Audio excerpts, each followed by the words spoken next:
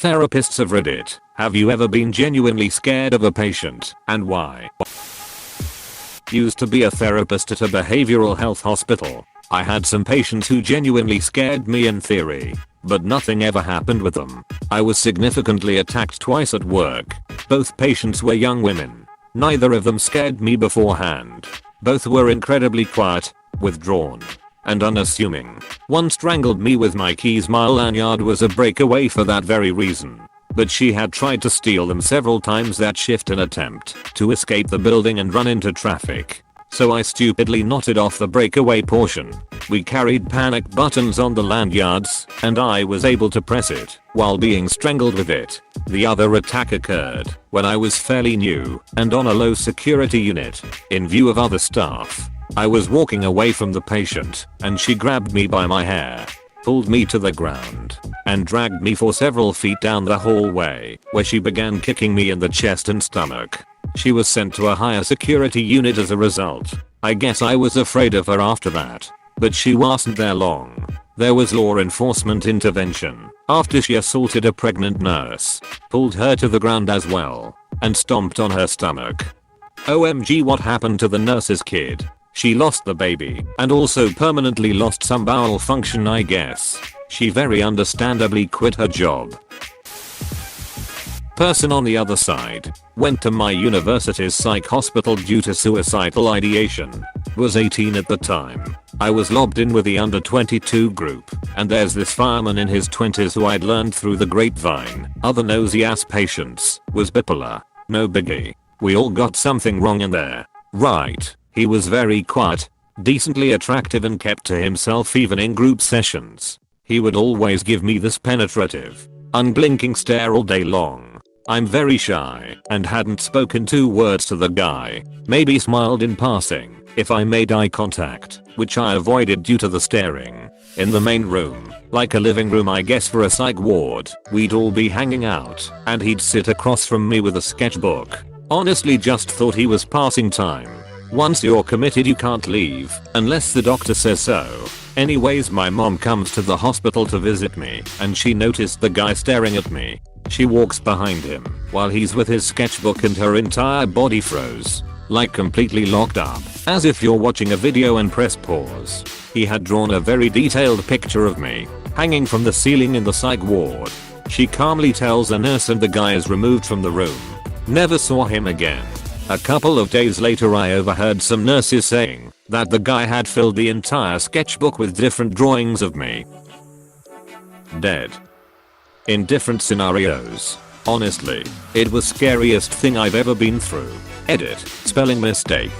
Someone needs to make a thread about what patients see in psych wards. I could write a book about everything that happened the 8 days I was there. Holy shit, that's terrifying. I'm 27 now and it still ducks me up. Like you really never know what a person is thinking. This was early on in training, but a mandated client had dropped acid before the session, and it started coming on while we were talking. He didn't want to be there as it was, and was much larger than me, 5 feet 0. Once he got to threatening me for being the reason everything was wrong with the world, I ended up needing to get up and leave my own office to get a supervisor. I definitely thought he would hit and or strangle me if I stayed. The only one I have felt a little scared of was one who threatened to kill me. I knew she meant it. She had already assaulted a number of other staff. She got sent to a higher security ward, and I heard she had broke staff's fingers first day she was there. She held staff and other patients hostage in one of our rooms, threatening them, but circling the table, as if playing with them first. I see violence and aggression regularly and it doesn't faze me, but she did. I would purposely avoid eye contact and look straight ahead, avoiding her, and pretend I wasn't intimidated, as that's what she wanted. So do these people catch charges for assaulting hospital staff? How does that all work? Some can. Depends how unwell they are. Do they have capacity? Is it just bad behavior or mental illness? Are they detained, etc? Lots of factors to be considered. When I was in med school, our psychiatry attending told that years ago she dyed her hair red. Few weeks later she had a patient who obsessed with redhead women. Patient was thinking about killing redhead women and then putting their plucked head into boxes. So she had 2 weeks off and patient was carried by another doc. Not a therapist, but a school counselor, small young female. I have a student who is 64 with emotional behavioral issues. Reading his social history made me cry because of all the shit has been through. So, of course, I have a soft spot for him. But his anger gets out of control, and it can be very scary. He punched a pole right in front of me once and narrowly missed my face. I looked at him in the eyes and sternly said, "Do you realize you almost just punched me in the face?" He snapped out of his rage and apologized profusely. I wanted to hug him and tell him everything was going to be alright. Edit. I messed up the last sentence and rewrote it. I was pretty nervous when the drunk partner of a client backed me into a corner, and pretty goddamn sweaty when a violent sex offender with a good 80 pounds on me blocked my exit and told me he was going to kill me and my family. The one that really got me long term was a 15-year-old girl in a residential program I worked at. She had substance use issues, which is why she was there, but it was clear from the jump that she had deep mental health stuff stemming from her child. She had been adopted out of a Russian orphanage, where she and a younger sibling has been left in a crib alone for God knows how long. Covered in lice and shaved bald. She had a lot of expected attachment issues, but talking to her was like talking to a black pit full of hatred. She hated everyone and everything and had no conception of consequences or what self-preservation was. She'd do stuff that would spin your head around in terms of how unsafe it was. And she just had no reaction. There was no getting through to her, as she needed the interventions when she was a very small child to be able to move forward successfully. She was discharged when it was found out that she was hiding knives under her mattress. I would not be surprised if she was in jail at this point. I'm a woman and a therapist working with people with severe issues. I had a client come in for an initial visit whose file read like that of a serial killer. Animal abuse, torture of other children when he was a child, homicidal attempts. I had an initial moment of intense feelings of and then shifted to what happened to this guy.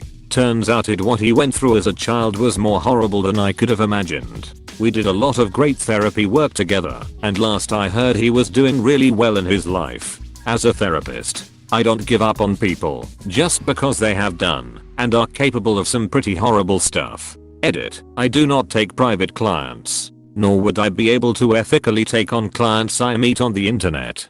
Please do not DM me asking me to give advice or disclose personal information to me. Most psychoanalytic clinics have sliding scale and are currently offering telehealth. Therapists have a license for a specific state, so even if you don't live nearby the therapy office, if they work telehealth and are in the same state, there is still a good chance you can see them. Do not go with BetterHelp or any of those online platforms. They charge you a lot, but they pay their therapists wages that are not livable to their therapists, which means you're going to get set up with a revolving door of therapists who are stressed cause they can't pay their bills. It's not good for anyone but the people skimming off the top. For those of you upset that I said I'm a woman, you should question yourself. Questioning me isn't going to give you the answer you need. Yes. Enough to quit my job. Had high caseload of suicidal teens. Most were medicated and low risk, but had 2 kiddos who had several suicide attempts prior to me. And while under my watch, I was getting physically ill, not sleeping well, constantly worried. I tried to transfer them to a higher level of care, but our company was greedy and didn't want to transfer them and lose those funds. I ended up quitting on the spot for these kids to be given a trauma-focused therapist and get the help they needed. Best decision for both myself and those kids. Worked with a patient that complained of reoccurring night terrors about lobsters being boiled alive. He couldn't figure out what was causing them. The fact he killed his GF, chopped her up, and boiled her head didn't seem come to him as a reason he might be having these dreams. My only fear is the system will have to release him one day, as they could never get him sane enough to stand trial. Yes, and still scared of them.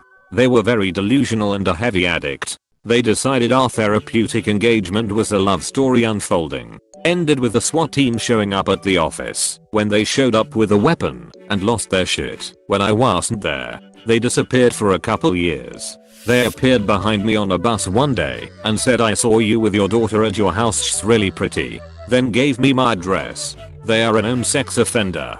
I moved as soon as I could. Obligatory, not a therapist but an EMT. Had one part that calls us saying he overdosed on meds probably once every 1 to 2 months. Wears stuff with our logo and pretends to be on our ambulance service. This person used to show up to actual scenes and pretend to be one of our first responders. It took a deputy putting him in cuffs before he stopped. He also has a radio and a pager. Radio only receives and will record out conversations and send them to me. Strangely enough, he is actually a very nice person, and if you talk to him without mentioning the ambulance you would never know he has issues. Doesn't scare me but scares some of our more experienced crew members, so I'm guessing they know something I don't. I'm an actual therapist, the first in the thread. The only time I've ever been scared is when my physical safety is threatened, such as a patient blocking the door, hinting they know where I live, or implying they'd like to hurt or rape me. I have a stellar poker face, and once these really tough patients realize that I'm unfazed, they usually drop it. My strength in therapy is mostly just broad acceptance and tolerance of whatever they bring to the table. I'll let them know when I have to break confidentiality from the get-go, and that's that. I'm a new therapist, and like you have already experienced the threat of physical safety by hinting they know where I live, my personal number, social media, or commenting on my body. How the hell do you even respond? Silence? Or do you talk about it? Because I have struggled with this and no one really tells you how to deal with it. Hey, thanks for watching, and don't forget to subscribe.